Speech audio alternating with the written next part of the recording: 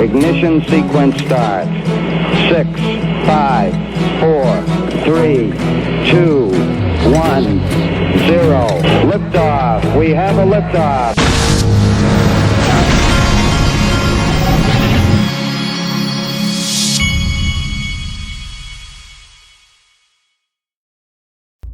Hey everybody, this is the Digital Asset Investor, and Ripple's Swell begins today. And so it'll be interesting to see what kind of things come out of that, and it'll be interesting to see what video clips and news. We've already got some, they've already put out one piece of news today. I'm going to show you at the end of this video, and it's pretty exciting. It makes me think of Ripple as a bank. But first I want to show you, we're about to cross over $3 trillion again in this market. Cardano's really moving this morning for some reason. And XRP's gotten up to $1.27 after surging the last couple of days. So things are looking like they want to take off. Now, this thing with the Ethereum free pass continues to get worse and worse and worse and more bizarre. So listen to this. This is from TIG XRP. Listen. That had been hanging over Ethereum for a few years was whether or not Ether would be considered a security, or whether or not the SEC would go after Ethereum for its crowd sale. It eventually became apparent neither of those things would happen, but were you ever nervous for Vitalik? I wasn't. Yeah, I mean, I remember that time, and on your interview, you were talking about some of the space, like the guy Steven Murayoff, right? And I remember there was a conference in Toronto, I think it was maybe 3 years ago. We got together with Alex, and I just happened to be present at that conversation. And Steven was really trying to basically explain to Vitalik that, Vitalik, this is very dangerous, you're going to go to jail, and I'm the only person who can save you because I have all this awesome connections, all kinds of people and law enforcement and, Senate and whatnot. And after we talked to him, and then, I'm talking to Vitalik, and I'm asking, how do you feel? And he said, well, but also, like, when there's so much pressure being applied to me, then I kind of start to question, is this really real? And I said, yeah, I mean, that's kind of how I feel about this too. And how to put this, met Vitalik multiple times, right? And him, end of the day, that he has his heart in the right place, as they say, right? So I'm pretty sure that's, and then again, law enforcement and those branches for government, they don't have to be reasonable. But I kind of have to believe that when people talk to Vitalik and they see this is his intent, right? It was never his mind to trying to make money or whatever, invite investors to this, right? And if you think back into this whole ICO craze, right? He was constantly warning people that this is likely to blow up. Never about making money. How many articles have I seen about how wealthy Vitalik Buterin is, or how wealthy Joseph Lubin is? Remember the video clip where Vitalik Buterin was bragging about getting the Ethereum Foundation to sell 70,000 Ethereum to give them a better runway for developing things? I mean, come on, that's a farce. Now, this was a tweet from TAIG yesterday, I think. Have you seen whose name's in this T0 confidential private placement offer? Memorandum under Ethereum co-founder Anthony DeLorio, who disappeared after safety concerns. And it's got Steven Murayoff on it as well. And I plopped down here and I said, I'll just leave this here. Lowell Ness, creator of Safe Harbor Memo, which became the Hinman speech. So I did get a chance to start out working on digital securities at kind of the very beginning of the early T0 project with Overstock, and architecting some of the So these Perkins Coie guys were not just involved in the safe harbor, but they were also involved in this situation here. Now he's referring to this Anthony DeLorio selling Decentral and cut major ties in cryptocurrency. This was back on July 16th when this first came out. He probably saw what was going on in social media and was and saw what all was going on with video and different factual things being found, and got a little nervous if I had to bet, but who knows.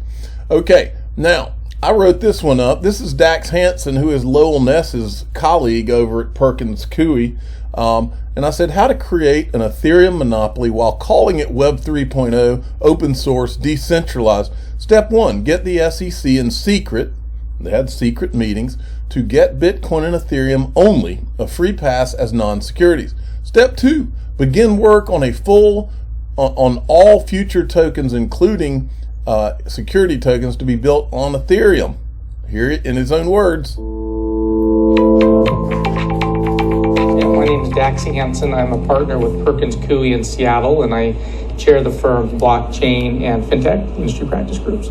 Well, I think we're going to see a dividing of those two, frankly, for non-securities and securities. We've seen a lot of interest in development in the technology platform. It's clear that it works. It works for settlement transactions, and the real question is, what do the tokens represent? And there's been some better line drawing between things that are clearly securities and things that are meant to be products or services or maybe digital currencies.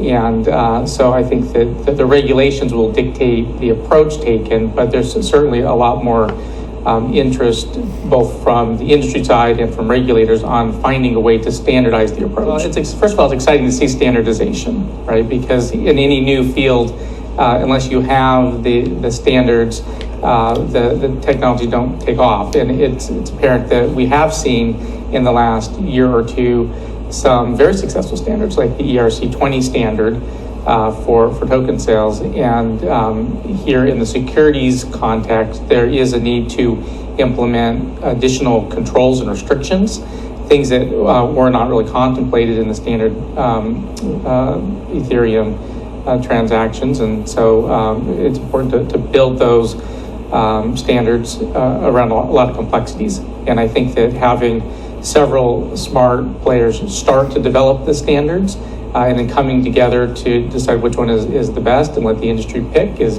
going to drive similar formalization and adoption. No, if you had let the industry pick which one was the best, then you guys would not have gone behind the scenes just to get Ethereum and Bitcoin a free pass. Because the industry would have picked XRP or Cardano or XLM. It. All of them knew it.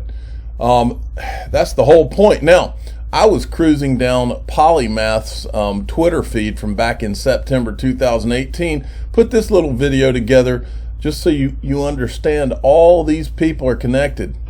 Thought I'd do a quick recording. I just wanted to show you something. I was on Polymath's Twitter feed.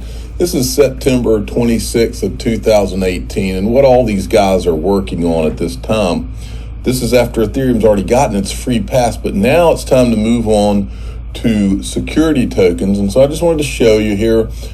This is September 26th, 2018. You have Joseph Lubin right here. And then there's some other guys in the room. One of the Winklevosses, CC Binance, some other guys. There's Joseph Lubin right there.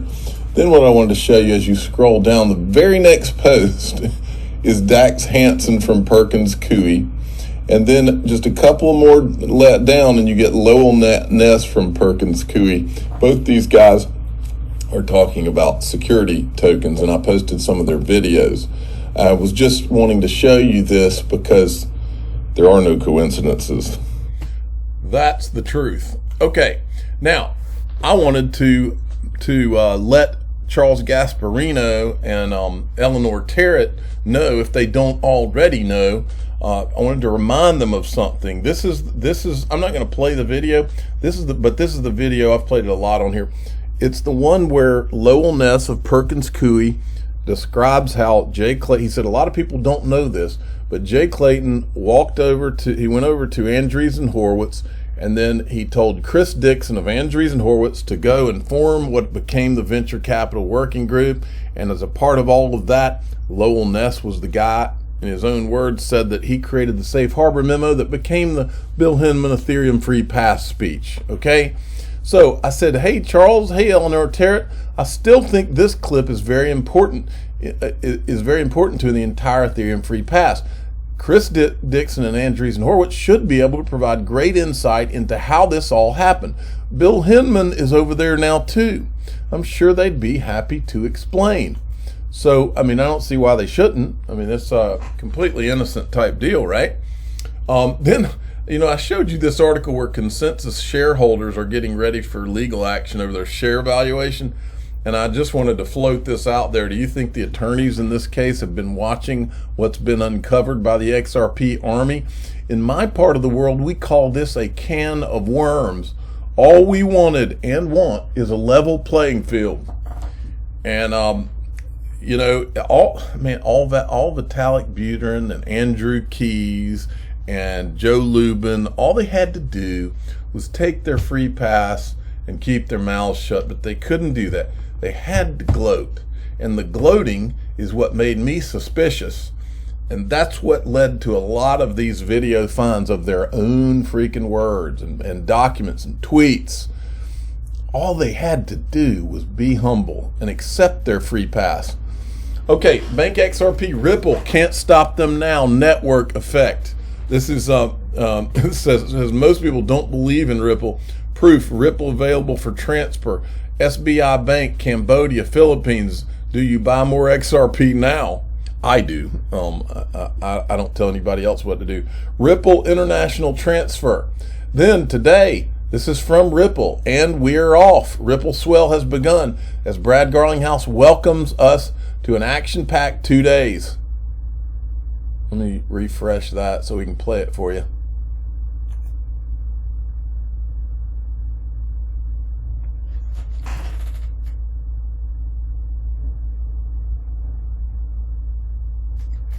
Well, for this year's Swell. Hold on. I'd like to reflect on the theme we decided to focus on for this year's Swell.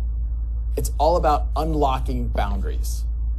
We're here today because we believe in bridges between traditional financial systems and the new world of crypto-enabled systems, not boundaries. This is about expanding access to the global economy for all by interconnecting previously siloed systems and walled gardens. All right, so it's off. Now, they've already put this out. This is from Ashish Burla from Ripple. Introducing, somebody's stopped outside my house. Okay.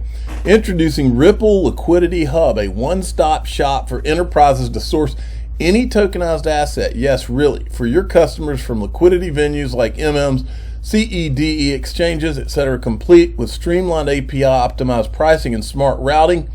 We've been using this product internally for nearly 2 years to source XRP liquidity from the broader market for ODL flows, and now making it available to our customers as well as any enterprises ready to be a part of the inevitable crypto-first future. Liquidity Hub opens for GA in 2022. Starting, I don't think he means Georgia. Starting with XRP, Bitcoin, Ethereum, Bitcoin Cash, Litecoin, and Ethereum Classic, varying by jurisdiction, with plans to add other tokenized assets like NFTs and capabilities like staking and yield generation. This is just the beginning. This makes me think, when I see this Ripple Liquidity Hub, I see Ripple Bank is what I see. This is what I've wanted to do all along, folks. I don't want any part of selling my XRP. I want to hand it over to Ripple Bank and let them loan it to the world for the movement of money and just pay me some interest or borrow against it. It says to enable this, today we revealed plans for Ripple Liquidity Hub, groundbreaking new way for enterprises to easily and efficiently source digital assets from the broader crypto market.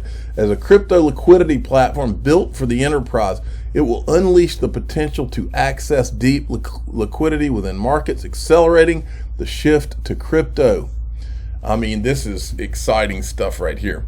It says, because Ripple Liquidity Hub will initially support these, availability will vary by geography, with plans to add additional digital assets over time. In the future, Ripple plans to add functionality such as staking and yield generating functionalities. I remember a while back when we saw where they had registered something in Wyoming. I'm hoping that on my Wyoming ranch, I can just drive into town, go to Ripple Bank, and check on my investments. Wouldn't that be cool? I'm the digital asset investor. I'm not an investment advisor. This is for entertainment purposes only. Please subscribe, hit the like button, and tell your friends and family that it almost looks like we're looking at Ripple Bank instead of Ripple Liquidity Hub.